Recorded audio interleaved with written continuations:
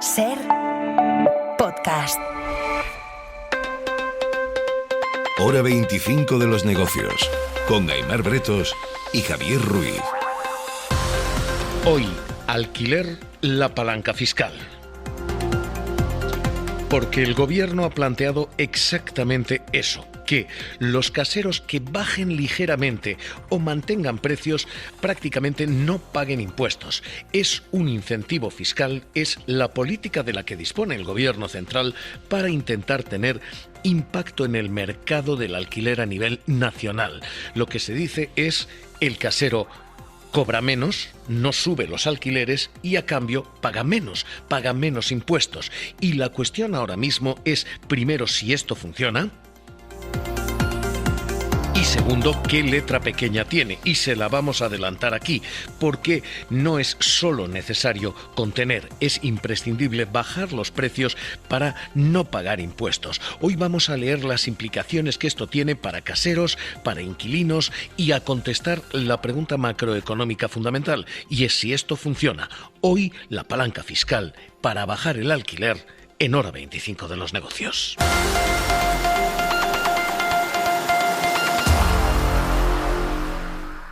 Vamos a continuar interviniendo el mercado del alquiler en nuestro país.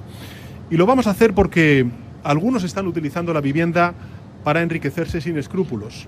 Este es el anuncio del presidente del gobierno y esta la gran medida que plantea el gobierno: utilizar la fiscalidad, los impuestos, para bajar los precios del alquiler. Esto es lo que se hace con un Real Decreto de Vivienda que el gobierno pretende sacar adelante.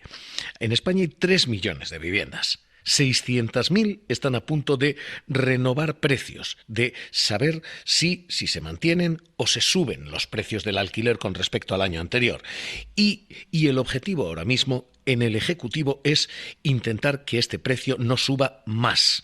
En el último año, el alquiler ha subido en medias de entre el 8 y el 12%. Así que Sánchez dice, vamos a intentar contener este precio.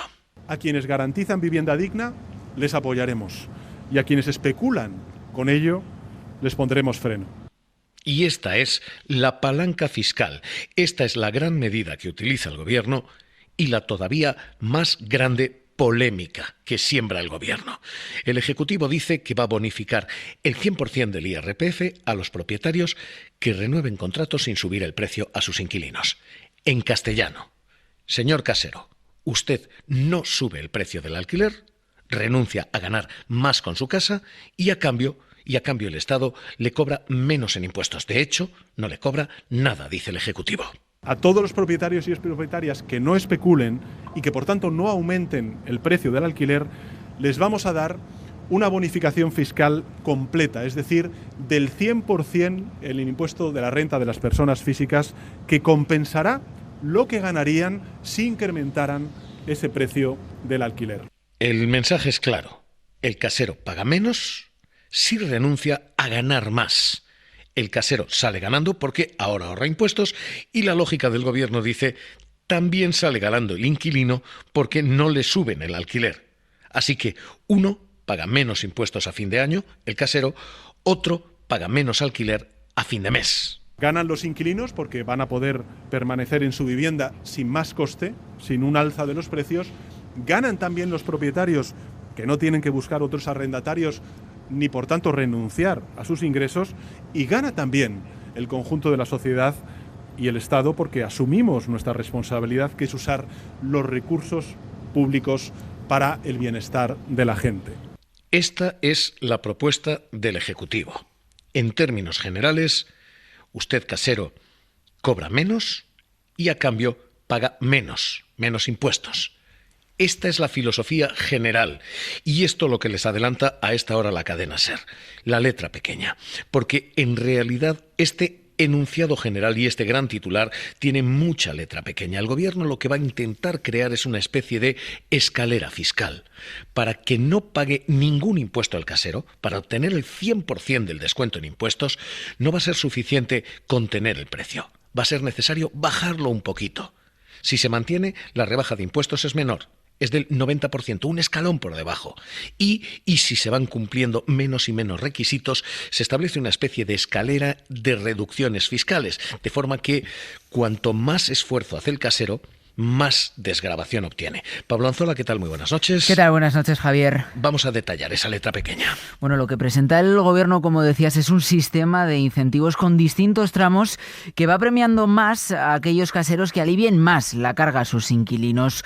Cuando lo hacen a precios asequibles, esa bonificación parte del 60% y se va aumentando progresivamente. Llega, por ejemplo, al 85% en caso de que los inquilinos sean jóvenes, de entre 18 y 35 años, y al 95% cuando además ese piso está en zonas de mercado tensionado. De esta forma, la bonificación del 100% en el IRPF anunciada ayer por Sánchez solo se aplica a quienes rebajen un 5% o más los precios del alquiler. Será, como decías, del 90% para aquellos que mantengan ese precio.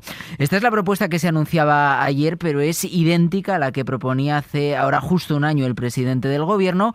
Entonces ya se habló de estas bonificaciones para los caseros que alquilasen sus pisos a precios asequibles. Importante esto último que dice Anzola. Es idéntico a lo que se planteó hace un año. Y esta es la propuesta y esta es la letra pequeña. Y a partir de aquí, la polvareda que ha levantado, porque la bronca es considerable en lo económico y todavía más considerable en lo político. Cuando se planteó hace un año, no fue casus belli. Hoy parece haberse convertido en munición política incluso dentro del Ejecutivo, y aquí es muy difícil separar lo económico de lo político. ¿Por qué la bronca? Pues porque esta política es regresiva. Lo era hace un año, lo sigue siendo ahora. Premia más a quienes tienen más. Es una política para caseros, dicen los socios del Gobierno. Sumar, Pablo Bustinduy. La renta media de los caseros, de los propietarios en España, es más de 23.000 euros superior a la de inquilinos e inquilinas. Estamos hablando de una diferencia del 82%. Tienen un 82% más de recursos que quienes viven de alquiler en este país. En algunas comunidades autónomas esa diferencia es del doble. Tienen el doble de renta los caseros que los inquilinos. Este es el contexto en el que se está dando la formidable crisis de vivienda que vive este país. Déjennos que llamemos a la puerta de dos tipos de caseros y pongamos números a lo que está planteando el Gobierno para que entiendan esto de esta política es regresiva y qué efectos prácticos tiene en usted casero o en usted inquilino. Vamos a llamar primero a la puerta de un casero que alquila a 1.000 euros al mes su casa.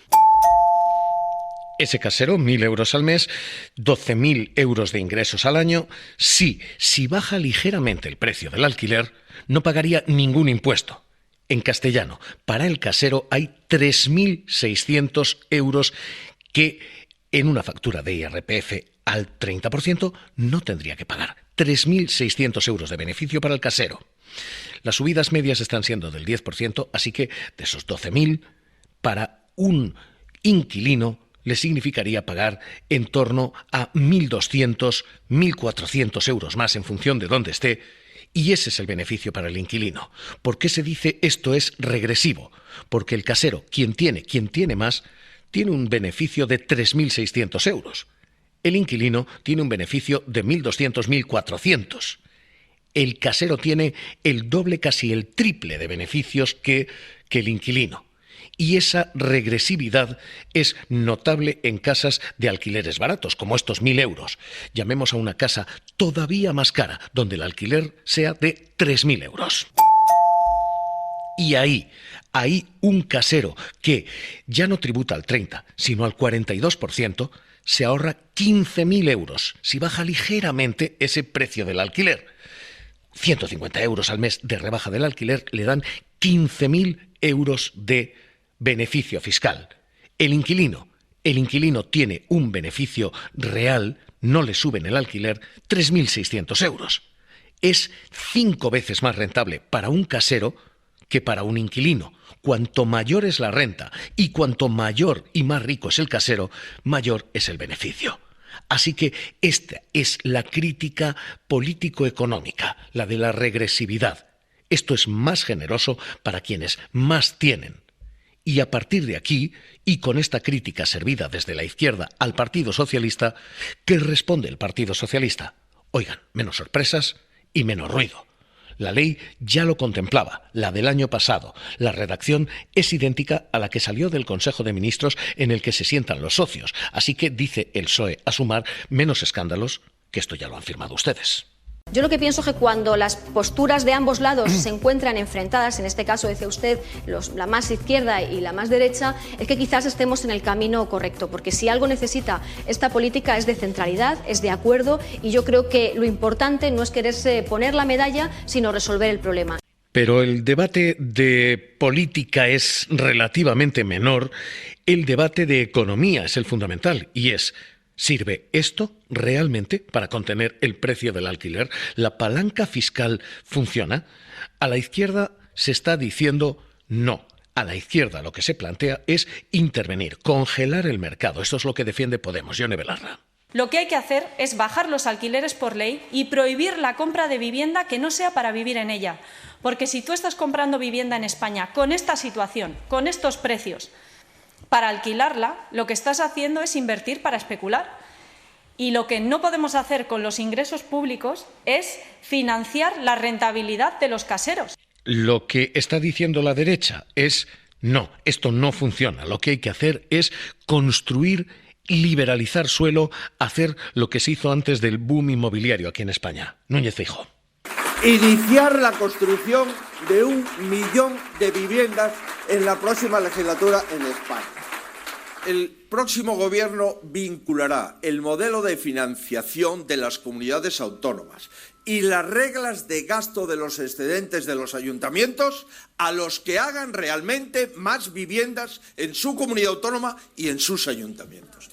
La propuesta de la derecha, construir desde ya casas nuevas, es algo que el gobierno socialista también ha propuesto y que sin duda es la solución para dentro de 5 o de 10 años, porque eso es lo que se tarda en construir todo ese parque de viviendas. Pero el problema hay que resolverlo hoy.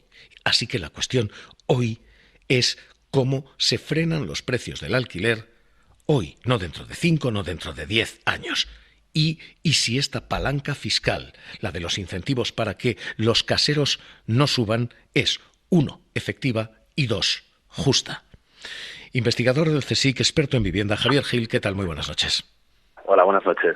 Empecemos por lo primero. ¿Funciona esto? ¿Funcionan los incentivos fiscales? Usted no paga impuestos si me baja el alquiler. ¿Esto puede ser efectivo? Bueno, no va a ser efectivo porque digamos que la motivación económica sigue siendo menor que no aceptar esta propuesta del Gobierno y seguir pagando impuestos, que ya IRPF, que ya tiene una desgravación del 50%, y poder subir los precios de los alquileres. Es decir, si tomamos el caso de Madrid, ahora en 2026 los alquileres están un 60%, los precios han subido un 60% respecto a 2021. Entonces, el incentivo para el casero va a ser subir el alquiler ese 60% y pagar el IRPF sabiendo que ya tiene un descuento del 50%. Es decir, que para ellos es mucho más rentable para los caseros no acogerse a esta propuesta que les hace el Gobierno. Ahora mismo, para conseguir eso, debería ser ¿qué? ¿Mayor el incentivo fiscal? ¿Esa sería la clave? O sea, la cuestión es que con incentivos fiscales es muy difícil conseguir solucionar un problema al que nos estamos enfrentando. Y esto en cualquier otro sector económico no se permitiría, ¿no? Si vemos una industria que de repente está poniendo en peligro la salud de la población que reside a su alrededor, no se va a incentivar a que esa industria cambie su modo de producir a través de incentivos fiscales. Se le va a obligar para que de alguna manera garantice la salud de todo el entorno, ¿no? Pues esto sucede un poco lo mismo. Y vemos que a nivel internacional el problema que está viviendo España lo están viviendo muchos países, y muchos países están lanzándose a probar con políticas innovadoras, tanto desde posturas de izquierdas como de derechas. Y en ningún caso se está intentando regular el mercado o motivar a los arrendadores, a los caseros, a cambiar la dinámica de precios a través de incentivos fiscales. Esta misma semana lo hemos visto Trump en Estados Unidos diciendo que va a poner barreras a los fondos de inversión para que compren vivienda, porque la demanda especulativa de vivienda se está convirtiendo en un problema para la población que vive de alquiler. Es exactamente lo mismo que sucede en España. Entonces estamos viendo que tanto desde posturas de izquierdas como de derechas se está apostando por innovación en política de vivienda. Vemos que aquí, de repente, no se atreven a dar esos pasos e intentan hacer algo que ya sabemos que no va a funcionar. Habría que intentar poner coto, límite, número de propiedades. ¿Esa es la solución? Yo creo que de manera inmediata, sabiendo que hay un gran problema en torno a lo que está sucediendo en el alquiler, lo más inmediato sería una prórroga a los contratos de alquiler. Es decir, en 2026 se van a renovar más de 600.000 contratos de alquiler. Si vemos los precios de los últimos años, hubo una bajada de precio de los alquileres en 2021 y luego se han disparado más de un 60%. Entonces, ahora mismo, todos los contratos que se renuevan este año, en 2026, son contratos que probablemente los caseros tienen una gran presión para subir los alquileres más de un 50%. Y eso, las consecuencias sociales de que a más de 1,5 millones de personas les suban el alquiler tanto, pueden tener unos efectos sociales verdaderamente desastrosos. Entonces eso sería de manera inmediata, aprobar una prórroga como ya se aprobó después de la pandemia. Y lo segundo, como tú señalabas, y como están haciendo muchos países, por un lado, poner barreras a la compra especulativa de la vivienda. Es decir, quien compre vivienda tiene que ser para vivir en ella. Tenemos que sanear el mercado inmobiliario, es decir, hay que limpiarlo, sanearlo de estas prácticas especulativas que son los que están generando todos estos problemas. Entonces, por un lado, evitar que entren, pero también intentar aprobar un nuevo régimen fiscal que penalice este tipo de prácticas abusivas, como es la creciente concentración de la propiedad, porque lo que estamos viendo es que esta dinámica es que cada vez menos población puede acceder a la propiedad para vivir en ella y cada vez la propiedad se concentra en menos manos que la utilizan para obtener renta. Pero estos inversores, esta demanda especulativa que cuenta con acceso a mucha financiación y por lo tanto expulsa a la población que quiere utilizar la vivienda para vivir, es decir, la población no puede competir con los especuladores internacionales, no tiene el acceso a la financiación ni los privilegios que tienen ellos. Si ellos se quedan con las viviendas, la población se queda sin viviendas.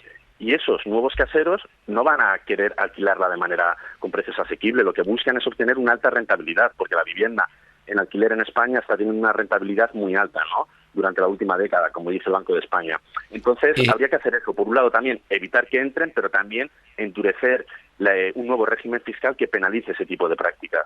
Esta es la pregunta fundamental. ¿Funciona o no? Hay una segunda cuestión aquí. ¿Esto es justo? Esta palanca fiscal, el decir usted casero me paga menos impuestos, ¿es regresivo? ¿Esto es premiar más a quien tiene más? Por supuesto es premiar más a quien más tiene, sobre todo si tenemos en cuenta que ahora mismo la renta de los hogares de casero más que duplica la renta de los hogares de inquilinos. Ya hemos publicado durante los últimos años un par de informes donde demostramos esto, pero además, con los datos de Hacienda, si los hogares de caseros dejan de percibir ingresos por el alquiler de sus propiedades, su renta sigue siendo casi el doble que la renta de los hogares de inquilinos. ¿Qué quiere decir esto? Que ahora mismo una causa central de desigualdad en nuestro país es el mercado del alquiler. El mercado del alquiler está partiendo a la sociedad y está disparando la desigualdad en este país.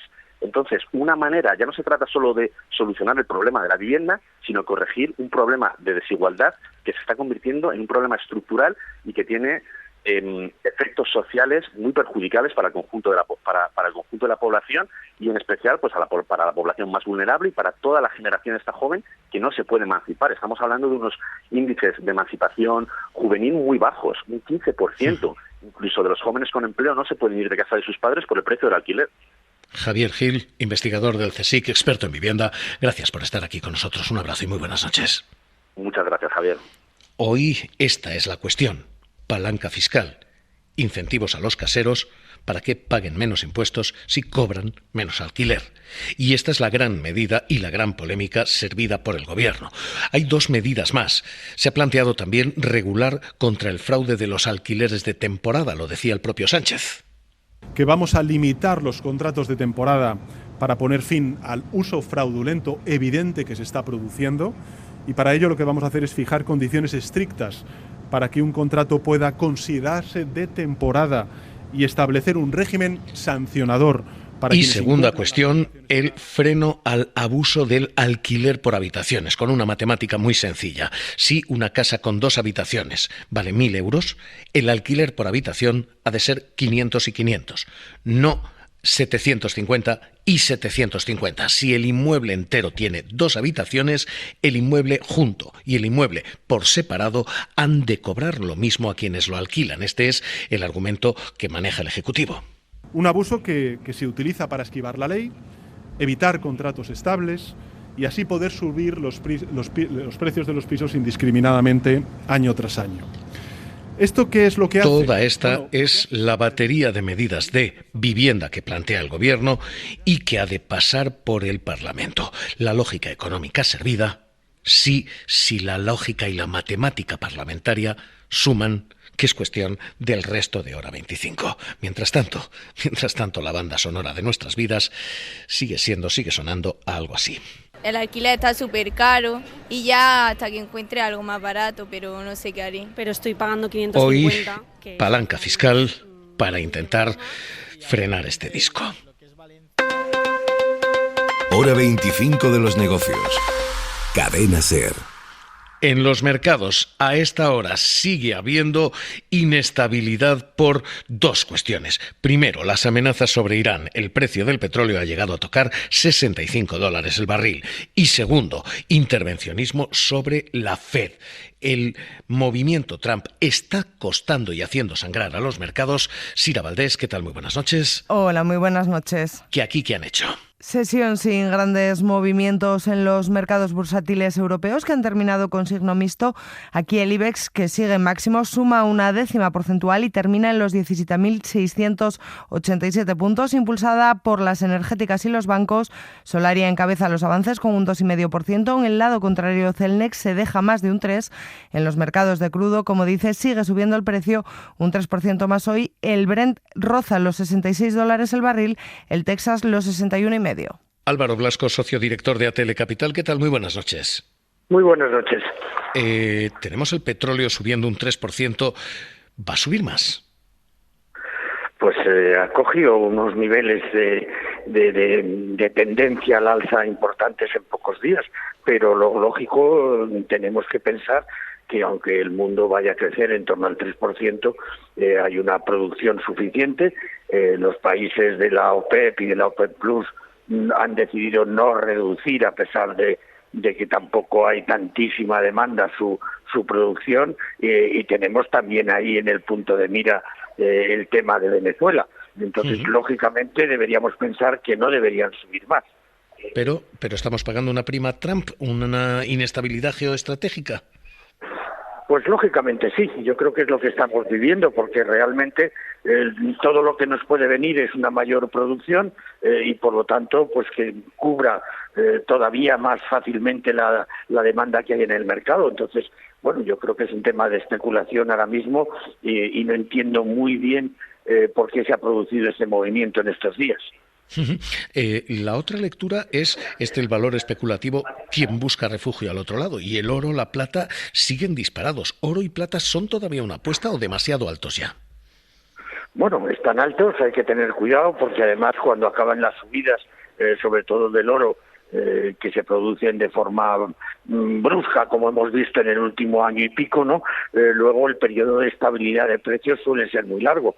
Entonces, bueno, yo creo que ahora mismo hay que ser prudente. Indudablemente todos los temas geopolíticos que tenemos en nuestro mundo ahora mismo y las posibles cosas que pudieran ocurrir, tipo algún conflicto con Taiwán, etcétera, que siempre está ahí detrás, pues podrían auparle de forma muy fuerte. Pero vamos, yo creo que mientras tanto los precios van a estar más o menos estables y con ligeras subidas. Pues Álvaro Blasco, socio director de ATL Capital, gracias por su análisis, como siempre, con nosotros aquí en Hora 25 de los negocios. Un abrazo. Un abrazo, buenas noches. Hoy, día para analizar esa palanca fiscal, el intento con impuestos de contener el precio del alquiler. Hora 25 de los negocios, cerramos. Para no perderte ningún episodio, síguenos en la aplicación o la web de la SER, Podium Podcast o tu plataforma de audio favorita.